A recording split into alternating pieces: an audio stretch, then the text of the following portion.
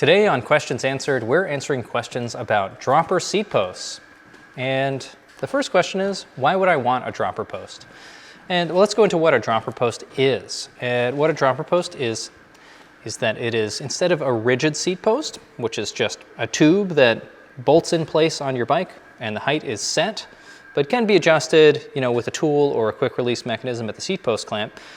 What a dropper seat post is, it is a height adjustable seat post. And there's a spring mechanism in here on most nicer dropper seat posts. That is a hydraulic cartridge or an air cartridge in there. And there's a lever usually mounted on the handlebars, although sometimes mounted on the seat post itself, that allows you to release the clamping system inside the seat post and reduce the height, usually using your weight to drop the seat post down.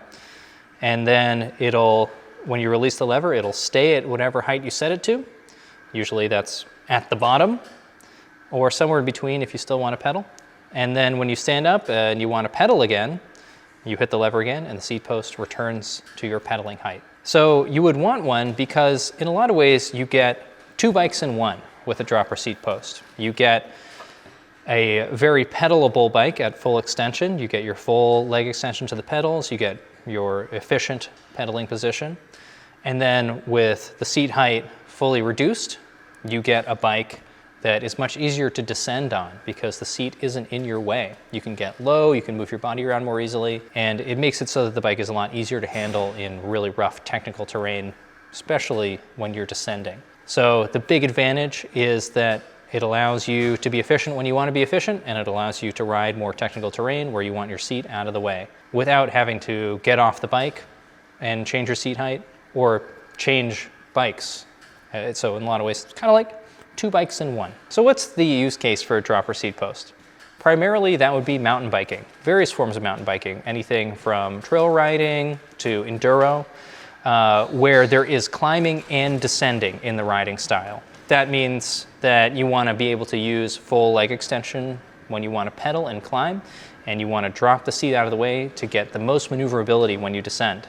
That's most relevant on technical, challenging descents. In the last few years, we've seen dropper seat posts appear on other types of bikes too. Cross-country race-style bikes even with dropper seat posts. And traditionally, that is a bike that's been more focused about weight savings than it has been about being able to tackle the gnarliest types of descents. So the compromise of having the additional weight is mitigated by the ability to go down rougher terrain with more control and more ease.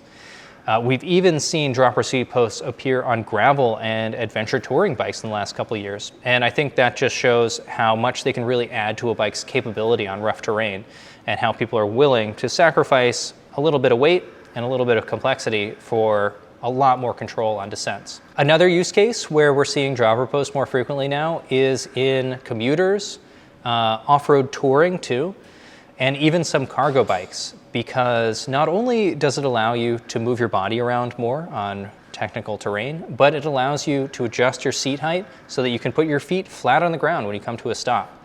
And that could be a big advantage if you've got a lot of weight on your bike, or you're carrying kids on the back and you're coming up to a red light, and you don't want to have to jump off your seat. You can just drop the seat post down, get your feet on the ground, and be very stable. Another advantage in that realm is being able to switch riders of the bike really easily.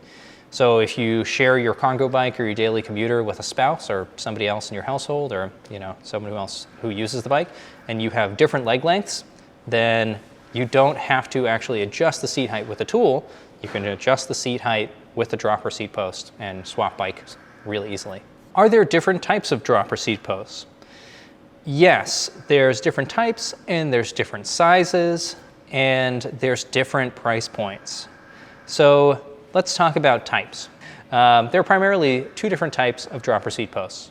There's regular dropper seat posts that change height, and when they are at a set height, they stay at that height. And then there are also suspension droppers that you can change the height the same as you would with a regular dropper, but at any height that it is set at, there's also suspension. So that means that it absorbs some of the bumps of the terrain. It makes you more comfortable on rougher terrain and adds a little bit of impact absorption as well. So for most dropper seat posts, there is also a set amount of travel. And travel can vary in dropper seat posts anywhere from 60 millimeter up to over 200 millimeters of travel. And the amount of travel that you want is based on what kind of riding you're doing and what you can fit on your bike. And usually riders that are riding on more technical rough terrain, like enduro type riding or all mountain, more serious trail riding, will want as much travel as they can get, because getting the seat post out of the way as much as possible is the best for descending.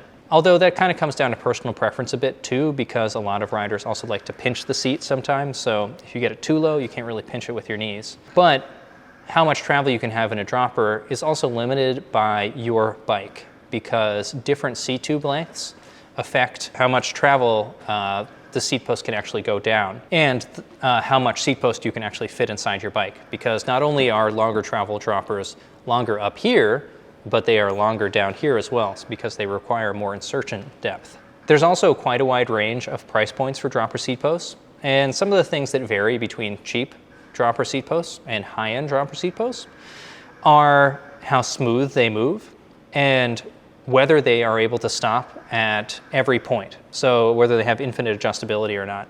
Really cheap entry-level dropper seat posts usually have 1 or 2 points where they stop, whereas anything higher end is going to be able to stop anywhere within the range of adjustment, which can be a really nice feature if you're looking to still pedal at a particular height, but still have the seat low enough to get out of the way. So you don't necessarily want to be all the way dropped, you don't want, or fully extended. So you just have more options there. Also, there's generally a weight difference. Nicer dropper seat posts are going to be lighter, but there's also a durability difference.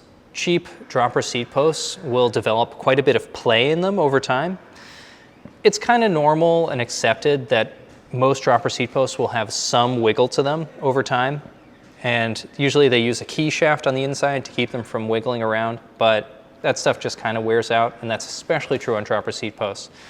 So you'll find that the saddle will kind of wiggle around a little bit on you, especially on the cheap ones. And then once you get into really high-end dropper seat posts, instead of being cable actuated, they will be hydraulic actuated, like in some RockShox seat posts, or remote actuated by Bluetooth signal. And you'll see that on some of the SRAM stuff. Can you put a dropper seat post on any bike?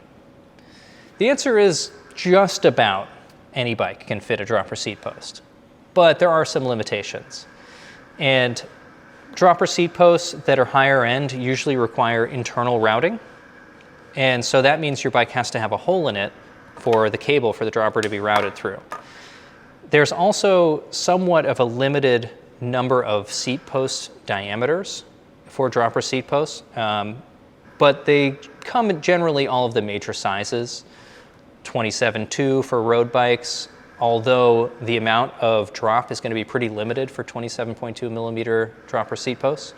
30.9 and 31.6 are going to see just about every length option, because those are the most common mountain bike seat post diameters. And so if you have a weird size seat tube internal diameter, then you probably won't be able to fit a dropper on your bike. But if you have a standard mountain bike or a relatively standard gravel or road bike, you should be able to fit something. Of course, that's not necessarily true for a lot of carbon frames that use an arrow-shaped seat post or a suspension dampening seat post that is a specific shape. You usually can't swap out to a dropper seat post because these are all round for the most part. If you don't have routing in your frame for an internal dropper, there are a lot of droppers that have external routing, or you can use an electronically actuated dropper seat post. Are there any downsides to dropper seat posts?